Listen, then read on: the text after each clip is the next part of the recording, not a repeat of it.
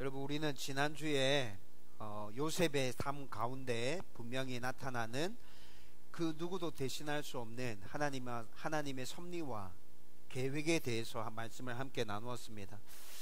요셉은 우리가 살펴보았던 것처럼 어릴 때부터 억울하게 정말 많은 어려움들을 겪은 것이 사실이었죠. 그런데 그 어려움 가운데 하나님의 섭리와 계획들이 있었다는 것도 분명한 사실로 우리가 확인할 수 있었습니다. 요셉의 어려움 가운데 있었던 하나님의 섭리와 계획은 형들에 의해서 노예로 팔리고 또 억울하게 누명을 뒤집어 쓰고 감옥에 갇힐 때까지는 눈에 확실하게 딱 드러나게 보이지 않았죠. 그런데 감옥에서 바로의 술 맡은 관원장과 떡 맡은 관원장을 만나고 그들의 꿈을 해석해 주면서 뭔가 하나님의 손길이 느껴지기 시작합니다. 그리고 난 다음에 2년이 지나고 난 후 바로의 꿈을 해석해 주게 되고 7년의 풍년과 또 7년의 흉년을 대비해서 애굽의 전체 살림을 담당하는 국무총리가 되면서 요셉 가운데 임하고 있는 하나님의 섭리와 계획들이 구체적으로 눈에 보이게 드러나기 시작합니다. 요셉을 통해서 나타난 구체적인 하나님의 섭리와 계획은 간단하게 딱 줄여서 얘기하면 흉년을 통해서 양식을 구할 수 없었던 그의 가족들의 구원인 것이죠. 그리고 이뿐만이 아니라 하나님께서 아브라함과 이삭과 야곱에게 약속하신 것처럼 그들의 자손을 큰 민족을 이루겠다 하셨는데 하나님의 섭리와 계획 가운데서 그들이 큰 민족을 이룰 수 있는 안전한 주거지를 마련해 주는 것. 그래서 430년이 애굽에서 흐르고 난 다음에 정말 야곱의 자손들이 큰 민족을 이루고 애굽에서 나오게 되잖아요. 여러분, 이렇게 하나님은 큰 계획들을 그려두시고 요셉을 그렇게 이끌고 가시는 거죠. 여러분, 그렇게 이스라엘 백성들이 큰 민족으로 드러나게 되고 그들이 하나님께서 약속하신 가나안 땅으로 다시 들어가게 되는데 그들을 인도하는 지도자로 오늘 우리가 함께 나눌 모세가 등장하게 되는 것 아닙니까? 여러분, 아무튼 요셉은 애굽의 국무총리가 되고 난 후에 온 세상이 흉년이 들고 그리고 또 양식을 구하기 위해서 애굽으로 찾아온 그 형들을 딱 만났을 때 지금까지 나에게 있었던 모든 일들이 하나님의 계획이었고 하나님의 섭리 가운데 있었던 일들이구나 라는 것들을 분명하게 깨달았을 것입니다. 여러분, 그래서 요셉 가운데 여전히 형들에 대한 미움과 아픔과 복수하고 싶은 마음들이 있었을지도 모르지만 그 모든 것들을 뒤로하고 하나님의 섭리와 계획들을 온전하게 받아들이고 형들을 품어주잖아요. 용서해 주잖아요. 여러분, 이것이 요셉이 우리 가운데 보여주고 있는 하나님의 섭리와 계획을 인정하고 있는 믿음의 위대함이라고요. 여러분, 이 믿음은 요셉뿐만이 아니라 이 세상에서 하나님의 자녀로서 믿음의 삶을 살아가고 있는 모든 사람들 가운데서 나타나야 될 믿음의 모습인 것이죠. 저와 여러분들도 요셉과 같이 우리에게 일어나는 모든 삶들이 하나님의 섭리와 계획 가운데 있다는 것들을 인정하고 하나님이 나의 주인 되심을 온전히 인정하고 그리고 내 안에 일어나는 모든 일들을 끝까지 참고 견디면서 감사하고 그리고 힘들고 어려울 때 하나님 앞에 엎드려서 도움을 구하고 그렇게 신실한 하나님의 백성으로 살아가게 되기를 주님의 이름으로 축원드립니다. 여러분, 오늘은 좀 전에 방금 언급해 드렸던 것처럼 애굽으로 이주한 야곱의 가족이 그곳에서 430여 년을 지나는 동안에 하나님께서 약속하신 것대로 정말 큰 민족을 이루고 이스라엘 민족의 실체가 애굽 나라 가운데서 드러나게 되잖아요. 그리고 그들을 다시 하나님께서 약속하신 땅 가나안으로 데리고 가는 위대한 지도자 모세가 등장하게 되는데 오늘은 이 모세에 대해서 여러분들과 함께 말씀을 나누려고 합니다. 여러분들은 모세 하면 어떤 생각이 딱 떠오르시나요? 여러분, 모세는 성경에 나타나는 인물이지만 하나님을 믿지 않는 non-크리스천들도 모세에 대해서 많이 알고 있죠. 여러분, 비기독교인들이 모세에 대해서 많이 알고 있는 이유는 제가 생각해 볼 때 영화가 아주 큰 일조를 했다 생각됩니다. 여러분 1962년에 배너라는 영화에 버금가는 10개라는 영화가 개봉했습니다. 10개 영화 보셨나요? 제가 어릴 때 이 영화를 본 기억이 있어요. 여러분 이 10개라는 영화가 출애굽기 사건을 영화로 만든 것이거든요. 당연히 모세가 주인공이겠죠. 1962년에 이 영화가 개봉했는데 지금까지도 10개 영화는 많은 사람들에게 사랑을 받고 있는 영화입니다. 여러분 20여 년 전에는 이집트의 왕자라는 애니메이션 영화가 개봉되었죠. 여러분 우리나라에서 굉장히 히트했던 영화입니다. 여러분 이 영화도 출애굽 사건을 중심으로 해서 모세가 주인공이었죠. 여러분 2014년도에는 엑소더스 왕들과 신들이라는 영화가 개봉했었습니다. 여러분 많은 사람들이 이 영화를 본 건 아니지만 제가 찾아보니까 한 150만 명 정도가 이 영화를 봤더라고요. 여러분 이 영화도 역시 출애굽 사건을 영화로 만든 것이고 역시 모세가 주인공이겠죠. 여러분 이런 영화들을 통해서 하나님을 믿지 않는 사람들도 모세에 대해서 많이 알게 되었고, 그리고 모세하면 딱 떠오르는 것들, 그 사람들은 뭐라 얘기할까요? 열재앙과 홍해도와 뭐 이런 거 얘기하겠죠. 모세하면 어떤 생각이 떠오르세요? 열재앙이요, 홍해도와요, 홍해 쫙 갈라지고 그 가운데 걸어가잖아요. 뭐 이런 거 얘기하지 싶습니다. 여러분 저도 어린 시절에 모태신앙으로 자랐기 때문에 모세와 관련된 성경의 이야기들을 굉장히 자주 여러 차례 들었죠. 그러면서 어린 시절에는 이들이 말하는 것과 똑같이 모세하면 열재앙이 생각나고 홍해도화의 장면이 생각납니다. 그런데 어른이 되어서 신학을 공부하면서 모세에 대해서 좀 더 깊이 생각하면서 모세하면 떠오르는 생각은 이런 것들이 아니라 굉장히 많이 달라졌습니다. 여러분 작년에 소그룹 모임을 하면서 이스라엘 성지순례를 갔을 때 모세가 마지막으로 가나안 땅을 내려다 보았던 그 느보산에 올랐을 때의 느낌을 여러분들에게 말씀드렸던 적이 있었죠. 여러분뿐만이 아니라 광야에 40년 동안 이스라엘 백성들로부터 말로 표현할 수 없을 만큼 시달렸던 모세의 모습들, 여러분 요즘에는 그런 것들이 계속 떠올라요. 그러면서 지금은 모세하면 정확하게 어떻게 표현할 수 없는데, 여러분 제 감정 안에 슬픔과 아픔과 외로움과 허전함이 다 포함되어져 있는 그냥 가슴 아림이 저한테 느껴져 옵니다. 왜 그렇게 혼자 참고 견디고 모든 것을 삭히면서 광야 40년의 세월을 그렇게 보냈을까?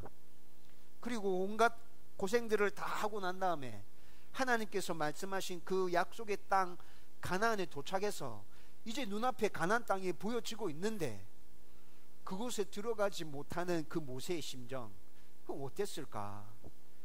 여러분 이런 것들을 생각하면 가슴이 아린다고요. 여러분 그런데 성경에서 모세에 대해서 말씀할 때 제가 방금 말씀드렸던 이런 것에 포커스를 맞추어서 모세에 대해서 이야기해 주지 않습니다. 여러분 성경에서 모세에 대해서 부각시켜서 말씀해 주는 것들은 그의 믿음, 그의 순종, 그리고 모세의 위대한 지도력, 하나님 앞에서 신실했던 그 신실함들, 여러분 이런 것들에 대해서 성경이 모세에 대해서 얘기해 주고 있어요. 그리고 특별히 오늘 우리가 읽었던 본문 말씀에서는 모세의 온유함에 대해서 부각시켜서 말씀해 주고 있죠.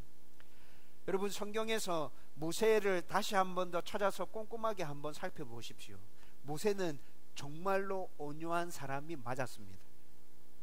그래서 오늘 저도 여러분들과 함께 이 말씀을 나누면서 모세의 온유함, 그리고 모세에게서만 나타나는 온유함이 아니라 예수님께서도 하나님께서도 이 세상 모든 성도들이 이 온유함을 가져야 된다고 말씀해 주셨잖아요. 그래서 그 온유함에 대해서 한번 생각해 보려고 합니다. 저와 여러분들 가운데 모세와 같은 온유함이 넘쳐나게 되기를 주님의 이름으로 축원드립니다. 여러분 모세의 온유함에 대해서 살펴보려고 하면 성경에서 말하고 있는 온유함이 어떤 것인지에 대해서부터 먼저 알아야겠죠. 여러분 제가 작년 5월 달에 산상수훈의 말씀들을 쭉 강해하면서 온유함에 대해서 여러분들과 함께 나누었습니다. 온유한 자에게는 복이 있나니 땅을 기업으로 받을 것이며, 여러분 생각나시나요? 여러분 거기서 온유함이, 성경에서 말씀하고 있는 온유함이 어떤 것인지 말씀드렸는데, 여러분 다시 한 번 더 그 기억들을 떠올려서 한번 생각해 보십시다. 여러분 성경에서 말씀해 주고 있는 온유함은 외부에서 닥치는 억압과 고난에 대해서 거칠게 반발하거나 상대방에 대해서 미움과 복수심을 불태우는 것을 말하고 있는 것이 아니죠. 여러분 그런 것들에서 벗어나서 모든 부분에서 모든 일들을 하나님께 온전히 내어드리고 영적인 평정을 유지하는 것을 성경에서는 온유라고 말하고 있습니다. 여러분 이런 사람들은 외형적으로 드러나 보이는 모습들 어떻게 보일까요? 굉장히 소극적이고 우유부단하고 뭐 저렇게 뭐 일을 처리하지? 여러분 이런 느낌 드는 그런 사람. 여러분 그러나 성경에서 말하고 있는 이 온유함이 있는 사람이라면 외적으로는 그렇게 보일지 모르겠지만 내면적으로는 어때요? 만왕의 왕이신 하나님에 대한 굳은 신뢰, 믿음, 그것들을 가지고 어떤 일이 있어도 절대 요동하지 않고 흔들리지 않는 사람들. 어렵고 큰 문제 앞에서 사람들은 흔들리게 되잖아요. 그런데 이 온유함이 있는 사람은 어떤 일을 만난다 하더라도 절대로 쉽게 흔들리지 않습니다. 일관성이 있습니다. 늘 한결같은 모습으로 하나님께 나아가고 있죠. 여러분 성경에서 말씀하고 있는 이런 온유함이 있는 성도들, 여러분 한번 생각해 보십시오. 여러분 그들 안에 하나님께서 말씀하신 그 평안함이 있을까요? 하나님께서 이 땅에서 살아가는 성도들이 천국의 맛을 맛보게 될 것이라 말씀해 주고 있죠. 여러분 그들이 정말 이 땅에서 살아가면서 천국의 맛을 맛보면서 살아갈까요? 저는 그렇다 생각합니다. 온유함이 있는 성도들은 하나님께서 말씀하신 세상이 알 수 없는 그 평안함이 그들 가운데 넘쳐나고 있을 것이고, 이 세상에서 천국의 삶이 어떤 것인지 맛보게 될 것이라 말씀하신 그 하나님의 말씀 그대로 그들의 삶 가운데서 천국을 맛보고 있을 것이라고요.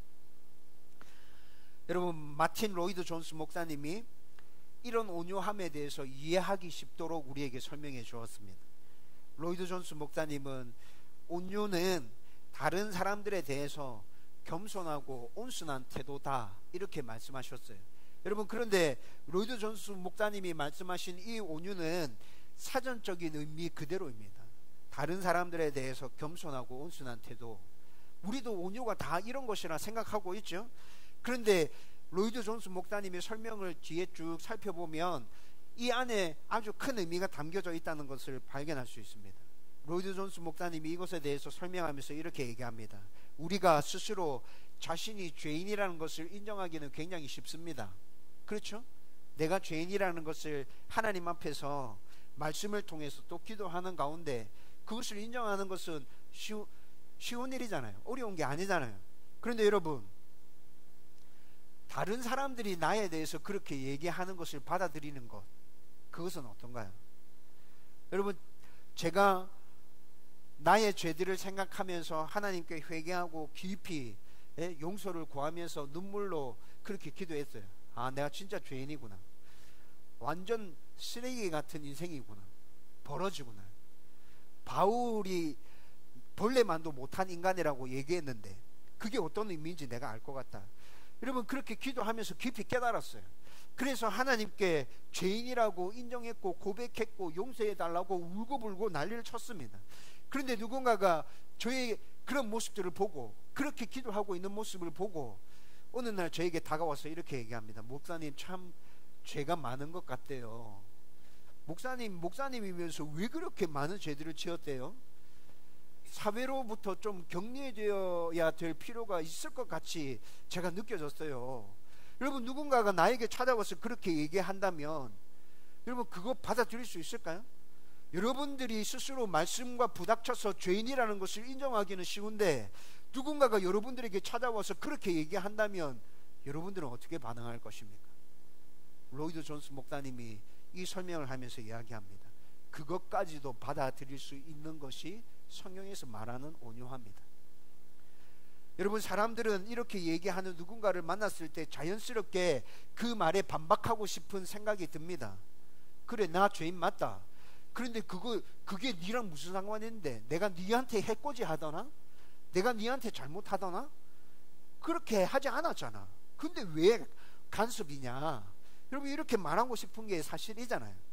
그런데 로이드 존스 목사님이 그것까지도 받아들이는 것, 그것이 온유합니다. 여러분, 정말 잘 설명해 준 것 같지 않습니까? 나의 유익을 위해서, 나의 무엇을 지키기 위해서 논쟁하거나 반격하지 않는 것. 사람들이 나에 대해서 그렇게 얘기한다면 그것이 사실이 아닐지라도 그것에 대적하려 하는 것이 아니라 그냥 그렇게 생각하면 그렇게 생각해라. 그런 것. 여러분, 오늘 본문 말씀은 바로 모세가 이렇게 온유한 사람이었다고 말씀해 주고 있습니다. 여러분, 모세의 이런 온유함을 살펴보려고 하면 오늘 본문의 사건이 어떤 것인지도 알아야겠죠. 여러분, 민수기 12장에서 나타나는 사건은 모세의 친형제인 모세의 형 아론, 그리고 모세의 누나 미리암이 모세를 비방하는 것으로 시작하고 있습니다. 여러분, 미리암과 아론이 지금 모세에게 찾아와서 모세가 이스라엘 민족이 아닌 다른 나라 여인을 아내로 취한 것으로 모세를 지금 비방하고 있다고요. 여러분, 모세의 아내는 지금 오늘 나타난 말씀에서 보면 구스 사람입니다. 구스라는 나라는 지금으로 말하면 에티오피아 여인입니다. 흑인이었죠. 여러분, 그런데 모세의 아내에 대해서는 성경에서 자세하게 말씀해 주고 있지 않아요. 그래서 이 구스 여인이 어떤 여인인지 잘 알 수가 없습니다. 여러분, 출애굽기에 살펴보면 모세의 아내는 시보라였다고 말씀해 주고 있죠. 성경의 학자들이 그래서 모세의 아내가 어떤 사람이었을까에 대해서 여러 가지 문헌들을 찾으면서 쭉 추측으로 말하고 있는 것들이 있습니다. 첫 번째 추측은 모세의 아내는 시보라가 맞는데 그 시보라가 바로 구스 사람이다. 민수기 12장에서 얘기하고 있는 미리암과 아론이 비방하고 있는 그 구스 사람, 그 사람이 바로 모세의 아내였다. 그러면 이 추측대로라면 지금 아론과 미리암이 모세를 비방하고 있는 이 일은 어떻게 전개되고 있는 겁니까? 40년 전에 모세가 시보라와 결혼을 한 것이거든요. 근데 40년 전에 있었던 그 일을 들추어내서 지금 모세를 비방하고 있다는 것이 되죠. 여러분, 학자들이 추측하는 첫 번째 추측입니다. 두 번째 추측은 어떤 것이냐면 모세의 아내는 시보라가 맞는데 그 시보라는 일찍 죽었고, 그리고 난 다음에 모세가 다른 아내를 구해서 결혼해서 정식으로 결혼해서 살았는데 그 두 번째 아내가 지금 민수기 12장에서 드러나고 있는 구스 사람 에티오피아 여인이었다. 이방 여인이었죠. 이스라엘 사람이 아니었습니다. 여러분, 이것을 빌미로 해서 지금 미리암과 아론이 모세를 비방하고 있다는 것입니다. 여러분, 두 가지 다 추측입니다. 어떤 게 정확하게 맞는지 우리는 알 수 없습니다. 그렇지만 두 가지 중에 어느 것 하나가 맞는다 하더라도 아론과 미리암의 비방은 정당화될 수 없습니다. 왜냐하면 아론과 미리암이 비방하고 있는 진짜 이유는 왜 너만 이스라엘 백성들의 지도자냐 라는 것으로부터 이들의 비방이 시작되어지고 있기 때문에 그렇습니다. 여러분, 민수기 12장 2절 말씀을 잘 읽어보십시오. 2절 말씀을 잘 읽어보면 미리암과 아론의 마음에 이런 불편함이 있다는 것이 그대로 드러나고 있습니다. 그런데 여러분, 이런 불편함을 드러내면서 모세를 비방하면 자기들이 굉장히 이상한 사람이 되는 거잖아요. 그러니까 이 불편한 마음들을 모세의 아내, 구스의 여인, 그것을 꼬투리로 잡아서 표현하고 있다는 것이죠. 모세가 몰랐을까요? 여러분, 모세가 몰랐을 것이라 생각합니까? 아니요. 모세가 알았습니다. 미리암과 아론이 왜 자기를 비방하는지, 구스 여인을 빌미로 해서 비방하고 있지만 실제로 이들이 불편해하고 있는 것이 무엇인지 모세는 알고 있었다고요. 여러분, 그런데 오늘 본문 말씀을 읽으면서 모세가 미리암과 아론의 비방에 대해서 한마디라도 하고 있는 모습을 발견하셨나요? 아니요, 전혀. 모세는 침묵하고 있습니다. 여러분, 굉장히 억울한 상황 아닙니까? 그런데 모세는 침묵하고 있습니다. 여러분, 이렇게 침묵하고 있는 모습을 보면서 두 번째 추측이 더 맞는갑다. 실제적으로 모세가 구스 여인을 아내로 취했기 때문에, 그것이 하나님께서 이방 여인을 아내로 삼지 말라는 말씀이 주어지고 난 이후에 일어난 일이기 때문에 모세가 변명할 게 없어가지고 아무 말도 하고 있지 않은갑다, 이렇게 주장하는 학자들도 있습니다. 근데 여러분, 자기의 잘못을 인정하고서라도 이런 일을 당한다면 한마디 해주고 싶은 게 사실이잖아요. 여러분, 자기들의 본래 있는 그 마음은 싹 감추어 놓고 지금 다른 것들을 빌미로 해서 모세를 비방하고 있는 거잖아요. 근데 모세가 그것들을 알고 있다 그랬죠. 여러분, 이런 상황이라면, 그래, 너희들이 말하고 있는 대로 내가 이방 여인을 아내로 삼은 것은 내가 잘못한 일이다. 근데 너희들도 좀 얍삽한 곳이 있다. 지금 너희들 가운데 불편한 마음은 이런 거잖아. 근데 지금 그 마음들을 그대로 드러내면 사람들이 니네들한테 뭐라 할 것 같으니까 지금 이것들을 전면에 내세워서 나한테 지금 이렇게 하는 거지. 여러분, 이렇게 말하고 싶잖아요. 안 그러세요? 저만 그런가요? 네, 제 성격상 저는 그렇게 얘기할 것 같습니다. 저는 딱 부러지는 거 좋아하거든요. 그리고 사람들이 다른 생각하고 막 저한테 다가오는 거 저는 정말 싫습니다. 그냥 있는 그대로 모습을 딱 보여주면서 그렇게 다가온다면 저는 실수가 보이고 잘못이 보인다 하더라도 다 품어주고 받아주고 그렇게 해줄 수 있을 것 같아요. 근데 다른 모습으로 이렇게 저한테 다가오면 저는 정말 싫어요. 여러분, 모세는 충분히 그렇게 할 수 있었을 거예요. 근데 모세는 전혀 말하고 있지 않습니다. 여러분, 정말 대단하지 않습니까? 오죽했으면 하나님이 나서시겠습니까? 모세의 이런 부분들 때문에 오늘 우리가 읽었던 본문 말씀에서 하나님께서 직접 나서시고 있습니다. 여러분, 하나님께서 개입하셔서 이 사건을 어떻게 풀어가십니까? 모세를 야단치지 않습니다. 모세가 구스 여인을 아내로 삼은 것에 대해서 하나님께서 단 한마디도 하시지 않습니다. 미리암과 아론을 혼내고 있습니다. 미리암아, 아론아, 너희들이 도대체 왜 이렇게 하고 있니? 모세는 이 세상에 존재하는 그 어떤 사람들보다 온유한 자다. 그는 나와 친히 얼굴을 대면하면서 얘기하는 자다. 그런데 겁도 없이 니네들이 모세에게 대하여 이렇게 불평하고 비방하다니, 너희들이 하고 있는 이 행동은 나에게 하는 것이다. 하나님께서 미리암과 아론에 대해서 이렇게 야단치고 계신다고요.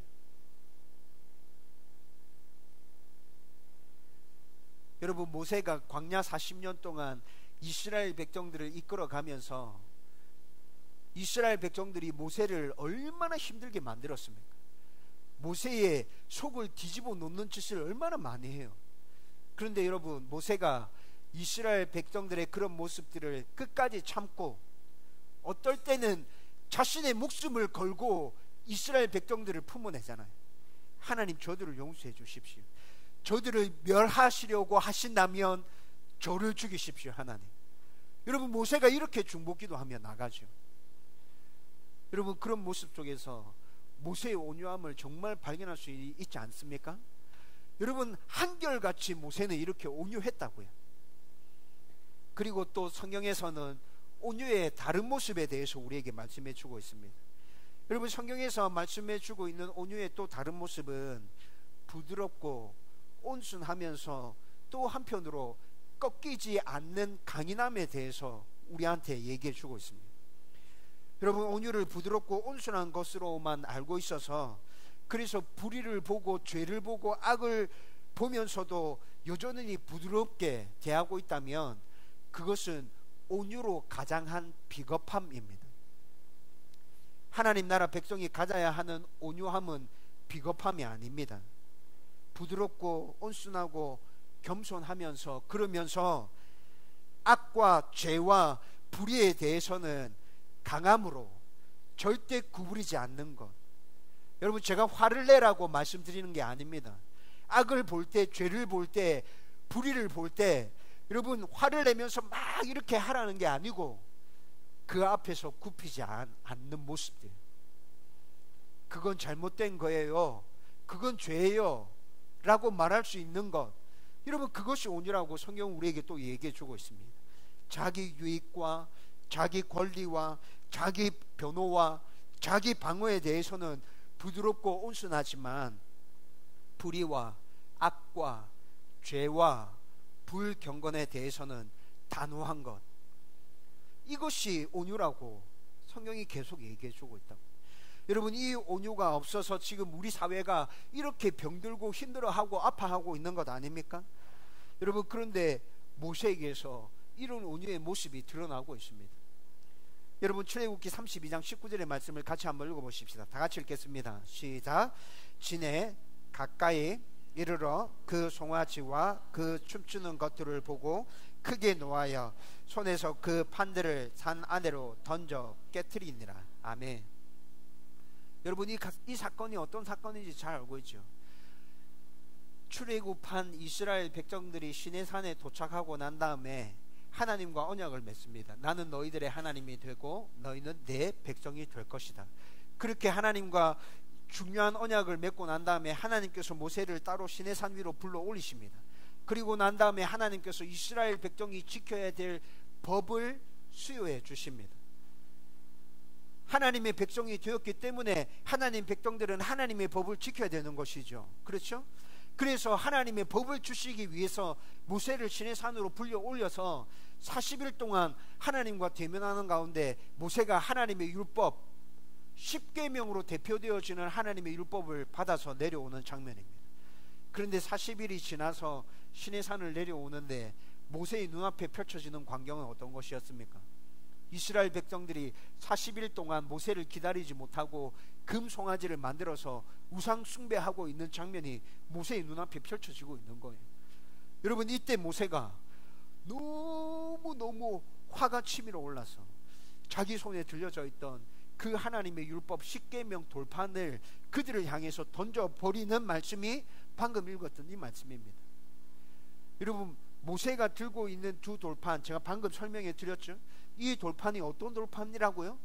하나님의 백성에게 주시는 하나님의 법, 정말 중요한 것이죠. 그것도 모세가 친히 쓴 게 아니고 하나님께서 친히 손수 기록해 주셔서 모세에게 주신 돌판이잖아요. 여러분 그렇게 귀한 그 돌판을 집어 던져버릴 만큼, 깨트려 버릴 만큼 모세 안에서 분노가 치밀어 올랐습니다. 여러분 이 분노는 이스라엘 백성들을 향한 화를 그냥 바라는 단순한 그런 분노가 아닙니다. 어떤 분노입니까? 하나님 앞에서 죄를 범하고 있는 그 모습을 볼 때, 하나님 앞에서 경건하지 못한 이스라엘 백성들의 모습을 볼 때, 하나님의 백성 가운데 일어나는 거룩함에 대한 분노들, 여러분 그 분노가 폭발해서 지금 모세 손에 들려져 있는 그 귀한 두 돌판을 그들을 향해서 던져버리고 있는 것이죠. 여러분 모세에게 나타나는 온유함이 어떤 것인지 보여집니까? 여러분 부드럽고 온순할 뿐만이 아니라 불의와 악과 죄에 대해서 강인함으로 나타나는, 절대 굽히지 않는 그 온유함이 어떤 것인지 여러분 보여지고 있잖아요. 여러분 모세 안에는 이런 온유함이 있었다고요.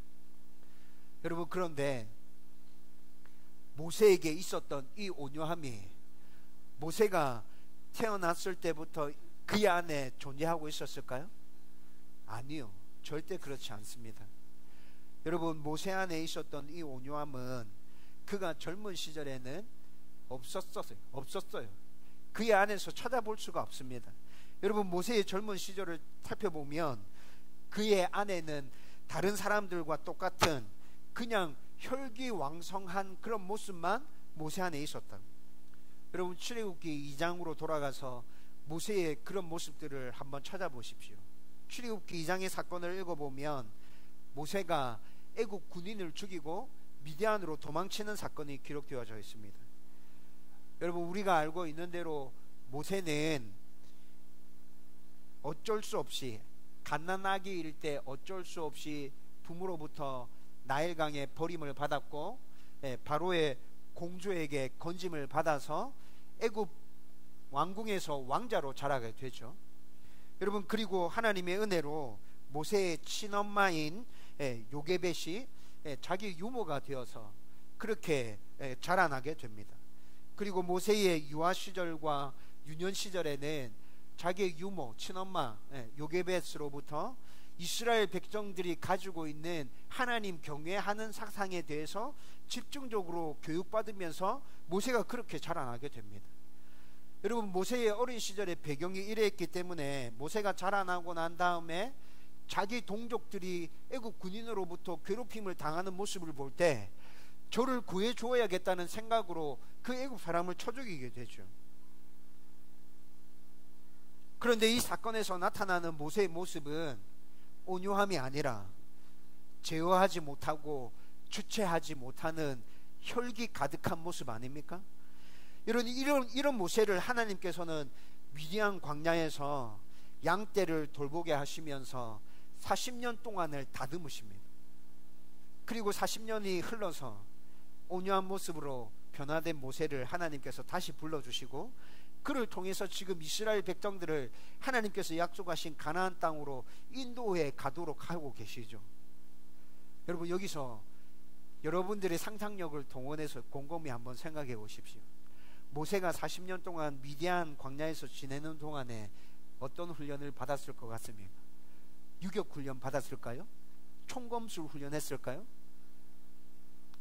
40년 동안 모세는 그 광야에서 자기 자신을 비우는 훈련을 받았을 것입니다. 나는 아무것도 아니구나. 하나님의 은혜 없이는 단 한순간도 살아갈 수 없는 존재이구나. 여러분, 40년에 걸쳐서 모세가 이 훈련을 받았다고요. 하나님 붙들지 않고는 나는 단 한순간도 살아갈 수 없는 존재구나. 젊었을 때 혈기왕성해서 내가 뭐든지 할 수 있다는 생각으로 그렇게 나대면서 살았는데 그런 나는 아무것도 아니었구나. 여러분, 철저하게 부서지고 깨지고 낮아지는 연습을 40년 동안 한 것이죠. 자기의 교만을 비우고 모든 것 앞에서 나는 아무것도 아니라고 그렇게 부정하는 그 훈련들.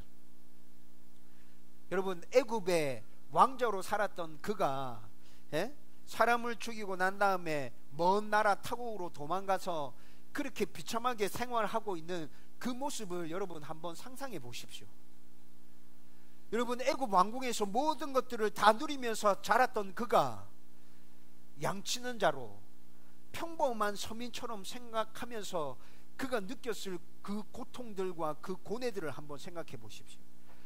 여러분, 모세가 40년 동안 이런 훈련을 받았다고요. 여러분, 그렇게 40년 동안 이 훈련을 받아가면서 모세가 어떻게 변화되어지고 있다고요? 온유한 자로, 부드러우면서도 온순하고, 그렇지만 그 안에 불의와 악과 죄에 대해서는 단호하고 굳건한 그런 온순한 자로 변화되어져 갔던 것이죠. 저와 여러분들도 모세와 같은 온유함이 우리 가운데 있기를 간절히 소원하고 바라지 않습니까?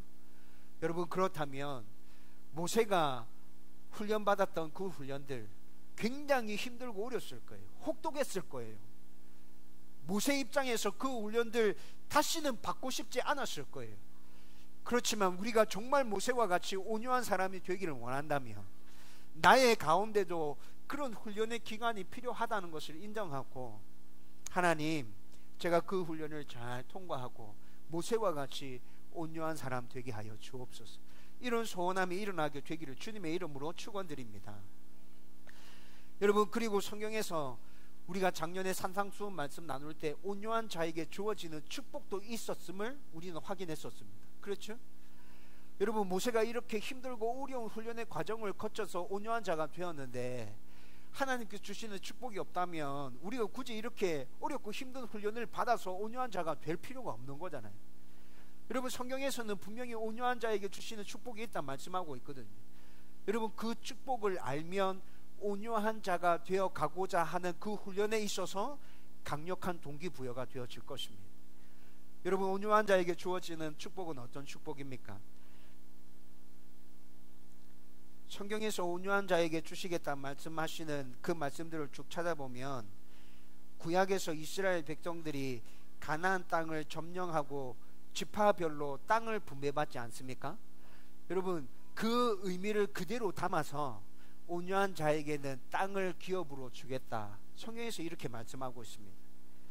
여러분, 그런데 온유한 자에게는 땅을 기업으로 주신다, 성경에 이렇게 말씀하는데 그 땅이 우리가 생각하는 실질적으로 눈에 보이는 그 땅일까요? 온유한 자에게 땅을 주신다는 이 축복은 세상에서 땅을 차지하는 것과 또 죽음 이후에 우리가 살게 될 영원한 천국, 그것을 땅으로 비유해서 이렇게 말씀하고 있는 거죠. 이 두 가지 측면이 다 있다는 것입니다. 이 세상에서 살아갈 때 우리가 받게 될 땅, 그리고 죽음 이후에 천국을 소유하게 되는 그 천국의 땅, 두 가지를 다 얘기하고 있는 거예요. 그런데 이 땅에서 살아가면서 받게 되는 그 땅이 우리가 생각하는 눈에 보이는 실제적인 그 땅이 맞느냐는 것이죠. 여러분, 그런데 성경에서 얘기하고 있는 우리가 이 세상에서 살아가는 그 땅에 대해서 얘기할 때 여러분, 우리가 알고 있는 그 땅을 얘기하고 있는 것 같지는 않습니다. 그 땅을 받을 수도 있겠죠. 그 땅을 받을 수도 있겠지만 성경에서 우리가 땅을 받게 될 것이라 얘기할 때 의미하고 있는 그 땅은, 여러분 한번 또 생각해 보세요. 모세가 이렇게 온유함으로 하나님의 백성들을 이끌었을 때 그가 어떤 대우를 받게 되었을까요? 여러분, 우리가 온유함으로 이 땅 가운데서 살아갈 때 우리는 사람들로부터 어떤 시선을 받게 될까요? 여러분, 온유한 사람은 부드럽고 겸손한 태도를 가지고 있다 그랬죠. 여러분, 그리고 뿐만이 아니라 불의와 악에 대해서는 올곧음의 모습이 나타난다 그랬죠. 여러분, 모세 가운데 이런 모습이 나타났습니다.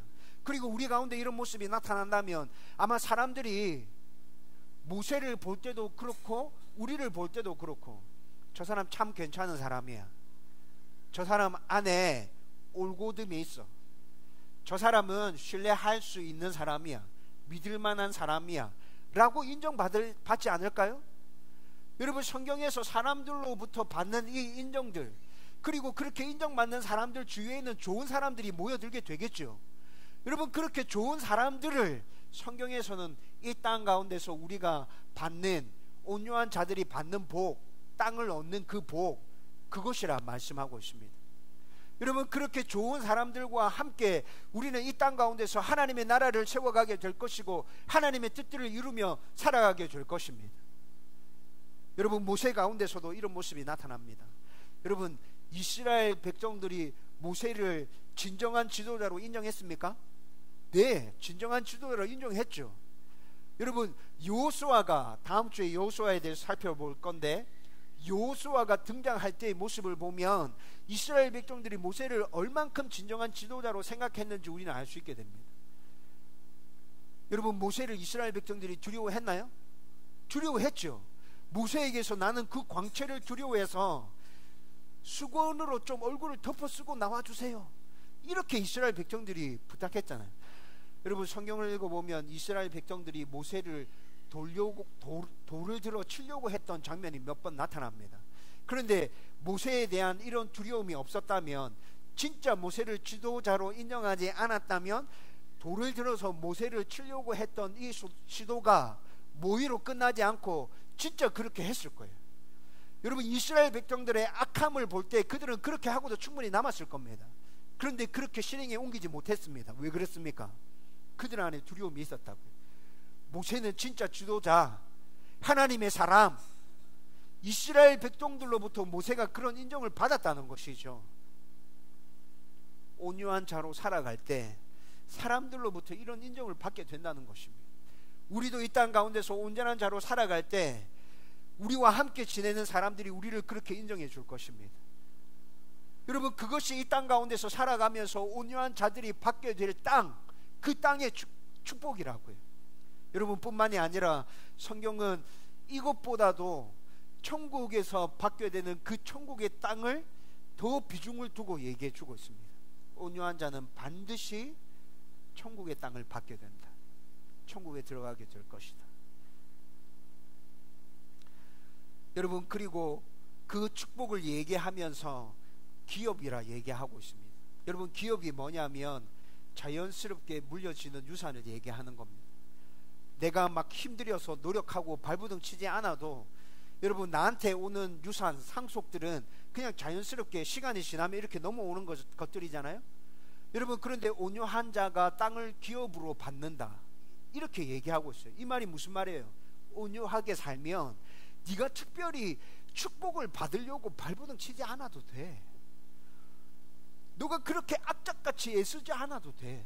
그냥 자연스럽게 이 축복이 너의 가운데 주어질 거야. 여러분, 성경이 약속하고 있는 온유한 자에 대한 축복은 이런 것입니다. 저와 여러분들이 이 땅 가운데서 모세와 같이 온유한 자로 살면서 이런 축복을 받아 누리게 되기를 주님의 이름으로 축원드립니다. 이제 말씀을 정리하려고 합니다. 여러분, 오늘 우리가 모세를 통해서 살펴본 온유는 작년에 산상수훈을 통해서 살펴보았듯이 예수님을 통해서 더 분명하고 완전하게 드러났습니다. 여러분, 십자가를 지실 때 억울함을 참아내신 예수님의 온유 생각해 보십시오. 성전에서 불같이 화를 내시며 상인들을 쫓아내셨던 그 강직함의 온유들, 여러분 한번 생각해 보세요. 그리고 예수님의 이 온유는 예수님께서 이 땅에 오셨을 때부터 한결같이 완벽하게 온유의 모습이 예수님 가운데 있었습니다. 여러분, 예수님 가운데 있었던 이 온유, 완벽한 온유, 이 온유함이 오늘 우리가 말씀을 나누면서 발견했듯이 모세 가운데도 있었다고. 40년 동안 광야에서 이스라엘 백성들을 이끌어간 그 모세의 모습에서 예수님과 비슷한 그 온유의 모습이 드러나고 있다는 걸 오늘 말씀에서 우리 충분히 발견했죠. 그런데 다른 점이 있었습니다. 그게 뭡니까? 모세의 온유는 본래 있었던 게 아니라 훈련되어졌다는 것이죠. 이뿐만이 아니라 온유한 자가 받게 될 축복에 대해서 오늘 우리는 함께 나누었습니다. 그렇다면 우리는 이제 어떻게 하면 되겠습니까?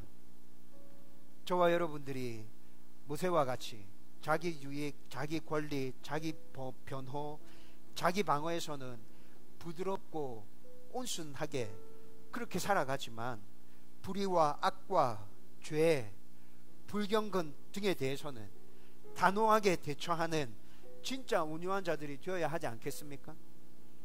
이런 온유한 자가 되는 것은 많은 훈련이 필요하다는 것을 인식하고 힘들고 어려울지라도 끝까지 그 훈련의 과정들을 인내하고 견디면서 내가 정말 온유한 자로 다듬어져 가야겠다라는 다짐과 결단이 우리 안에 일어나야 되지 않을까요? 그리고 결국에는 성경에서 말씀하고 있는 그 온유한 자에게 주어지겠다는 그 축복이 다른 사람의 축복이 아니라 나의 축복이 되었으면 좋겠다.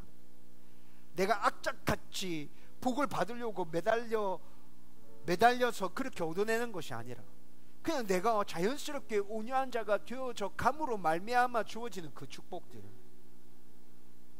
내가 그런 자로 바뀌어져 가게 되면 하나님께서 기뻐하시고 영광 받으실 것이다. 저와 여러분들 가운데 이런 생각들이 넘쳐났으면 좋겠습니다. 여러분, 그 생각들을 가지고 정말 온유한 자로 변화되는 저와 여러분들이 되기를 주님의 이름으로 축원드립니다.